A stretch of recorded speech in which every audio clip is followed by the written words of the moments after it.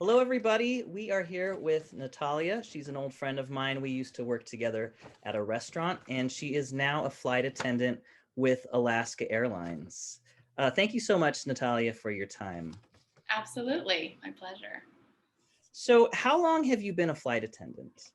I've been a flight attendant for 9 years. Okay. What made you want to become a flight attendant? Well, I've worked in the customer service industry for about 15 years, and I wanted to incorporate travel with that to see some cities outside of Portland. And so, flight attendant was a really good way to incorporate the two. Also, the flexibility in the schedule was right up my alley. Oh, okay, great. Yeah. Um, did you take any college courses, or was there like a program of study that you participated in like a community college? I did. So there is an academy in Washington State called the International Air and Hospitality Academy. It's not required to go into the airline industry, but since I had no knowledge of anything to do with airlines, I wanted to educate myself before I applied and thought it would be a great addition to my resume, which it was. Great. So Yeah. you would definitely recommend going through one of those programs of study. Yeah, I would, or at least maybe asking to shadow someone, a teacher there, or it's a, it's about a 5 month program, and so depending on if you have the ability to afford it, it's not too expensive, but again, it's not required. But it was very helpful. Oh, okay, Yeah, great. And where would you say around, like, what is the cost of that program? I think total it was about $7,500. Okay, Yeah. I think you might be able to get funding for it though. They have grants. It is a school, so grants and financial aid would help out with that. okay. Yeah. And after you were hired, what sort of on-the-job training did you have to do? So once you get hired as being a flight attendant, you do have to go through an in-flight training. Ours with Alaska lasts for 6 weeks, and you go to the city at one of their hubs.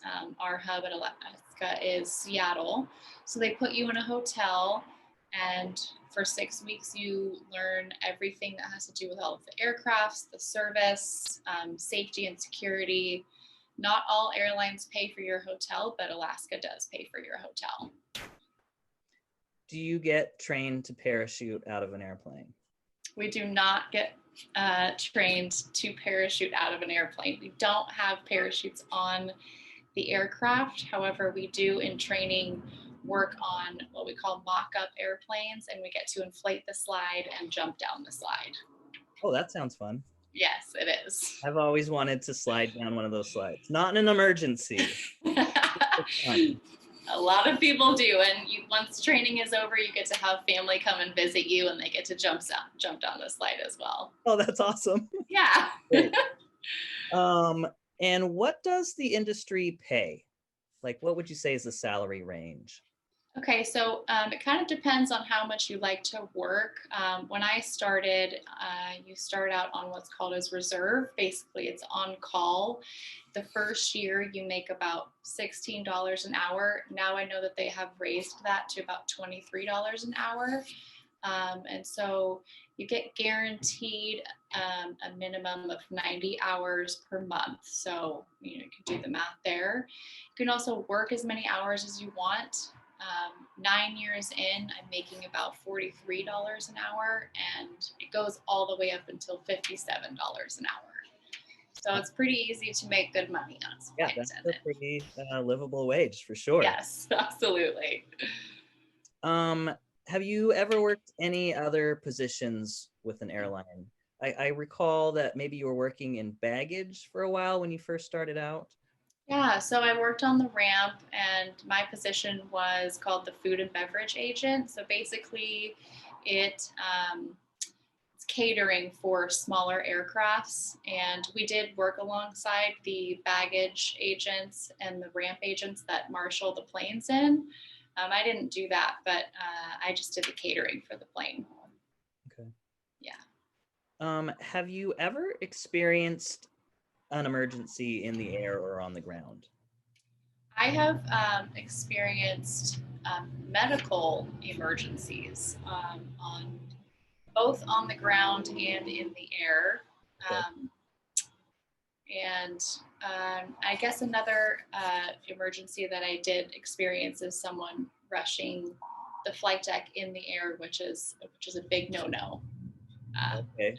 at all types of flight. So a passenger, was upset and came towards the flight deck, and not in a rushing way to try and open the flight deck, but just to um, I guess, speak to me as a flight attendant about their issues. But when someone is that upset, you want to get them as far away from the flight deck as possible. So you try and bring them back to their seat and chat at their seat.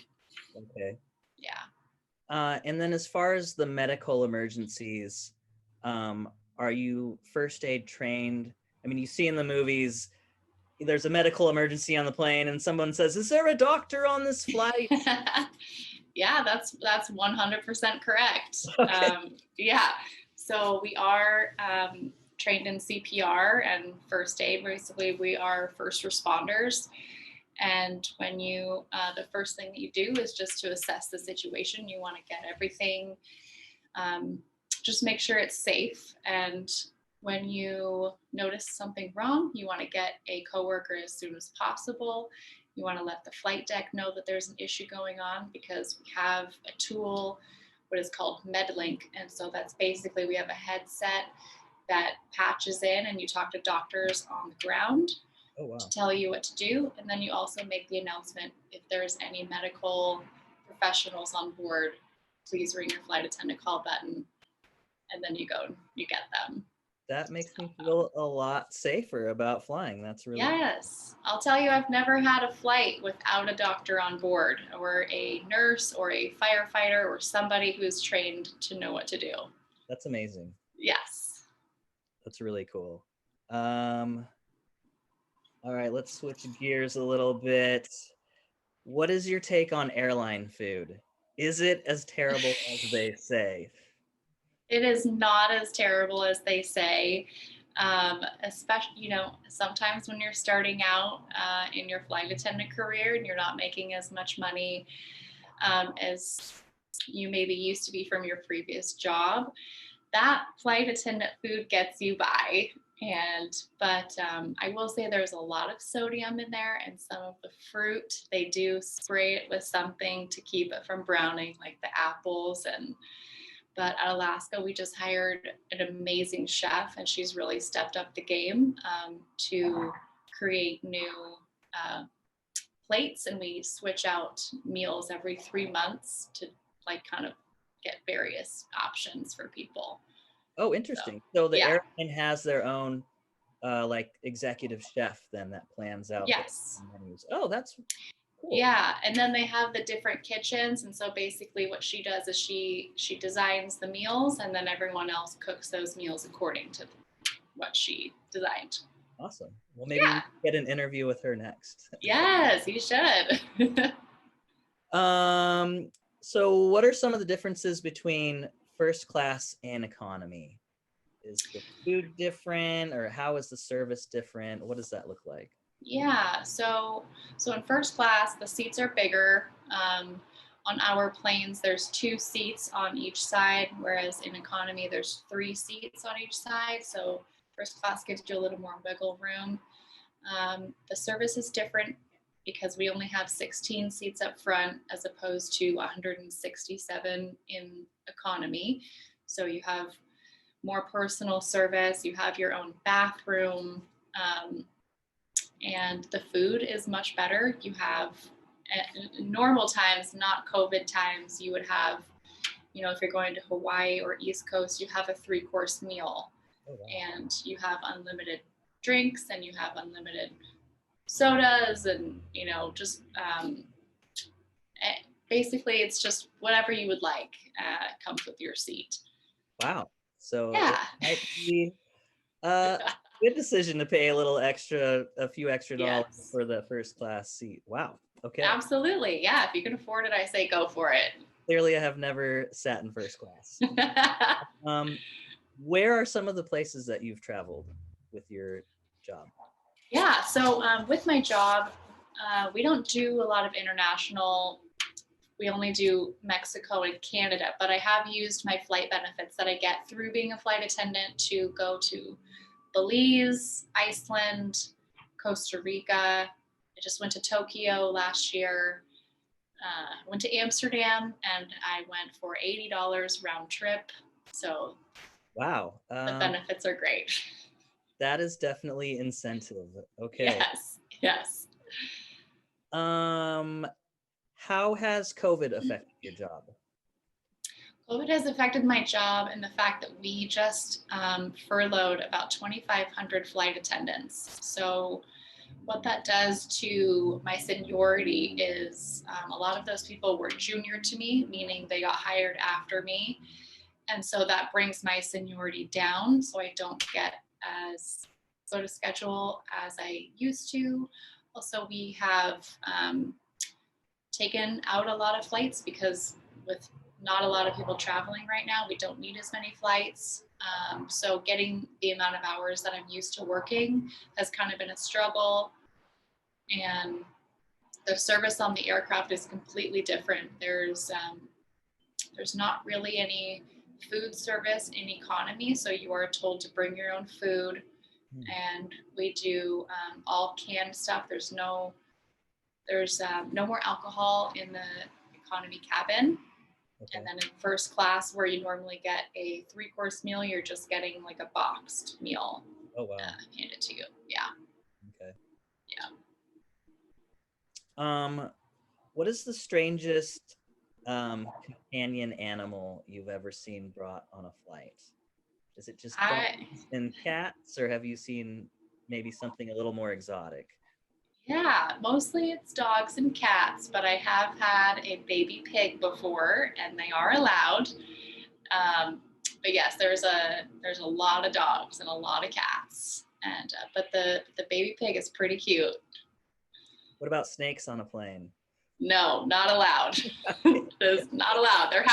Someone did sneak one onto a plane one time going to the state of Alaska. Oh my gosh. And it got loose, and it was a red-eye flight. And so the flight attendant had to grab her flashlight and was looking under the seats for this snake. That's a true story. Oh my God. Okay. Yeah. What advice would you give for a young person interested in becoming a flight attendant? Yeah. So some advice I'd give, especially for the interview, which is a really big, important part of becoming a flight attendant. You want to make sure that you are always smiling. These interviews can last up to 8 hours because they go in different panels, and your cheeks are going to hurt by the end of the day, but it's worth it. Make sure you have a positive attitude. Having your phones out is a big no-no. You want to make sure that you're interacting with others to show that you have customer service skills and be able to work well with others.